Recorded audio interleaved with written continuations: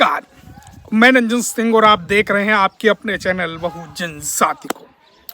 दरअसल आपको बता दें, बाबा साहब भीमराव अंबेडकर जी के नाम को लेकर और बाबा साहब भीमराव अंबेडकर जी पर आज की सियासत चल रही है।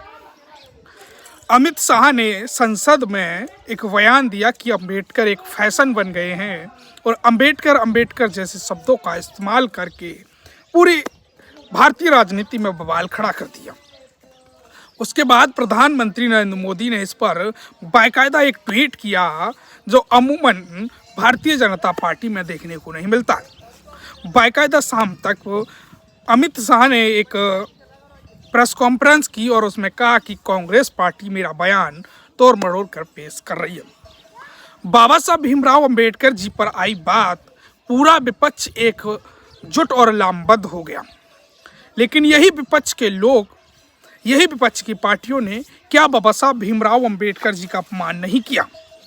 पहले हम बात अमित शाह की कर लेते हैं कि अमित शाह ने तो बाबा साहब भीमराव अंबेडकर जी का अपमान किया ही किया है, और जो आरएसएस है वो बाबा साहब भीमराव अंबेडकर जी के संविधान को उस दौर में मानने को तैयार भी नहीं थी। आरएसएस की ही जननी बीजेपी है। लेकिन अब आपको बता दें, तो क्या जो विपक्ष ये बात कर रहा है कि बाबा साहब भीमराव अंबेडकर जी के हम हितैषी हैं, तो क्या इन्होंने भी बाबा साहब भीमराव अंबेडकर जी के साथ गलत और भेदभाव और अपमान नहीं किया है? ये समझ लेते हैं। कांग्रेस पार्टी की बात करते हैं तो कांग्रेस पार्टी ने ही बाबा साहब भीमराव अंबेडकर जी को भारत रत्न नहीं दिया, अपने दो प्रधानमंत्रियों को भारत रत्न दिला दिया, जैसे कि इंदिरा गांधी को और एक और प्रधानमंत्री, यानी 2 प्रधानमंत्रियों को उन्होंने खुद सरकार में कांग्रेस पार्टी ने भारत रत्न दिला दिया। लेकिन कांग्रेस पार्टी ने बाबा साहब भीमराव अंबेडकर जी को भारत रत्न नहीं दिलाया। वहीं जब बीएसपी की कुछ सांसद जीत के आए तब मानवर साहब काशीराम और बहन मायावती ने इस पर जोर दिया। उसके बाद वीपी सिंह की सरकार में बाबा साहब भीमराव अंबेडकर जी को भारत रत्न मिल पाया। वहीं आपको बता दें, बाबा साहब भीमराव अंबेडकर जी को चुनाव भी कांग्रेस पार्टी ने ही हरवाया। अब समाजवादी पार्टी और आम आदमी पार्टी जो इस समय ये भर रही हैं कि हम बाबा साहब के हितैषी हैं, हम हितैषी हैं, तो इनकी भी कुछ काले कारनामे सुन लीजिए।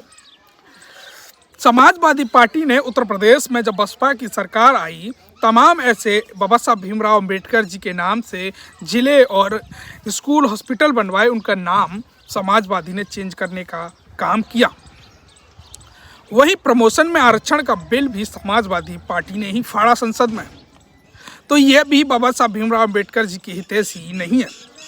वही बात कर लेते हैं, इस समय बाबा साहब भीमराव अंबेडकर जी की सबसे बड़ी पार्टी जो हितैषी बनने जा रही है और हितैषी बन रही है आम आदमी पार्टी। आम आदमी पार्टी बाबा साहब भीमराव अंबेडकर जी की बात करती है, आइडियोलॉजी की बात करती है और उनका फोटो भी बाकायदा वो लगाती है।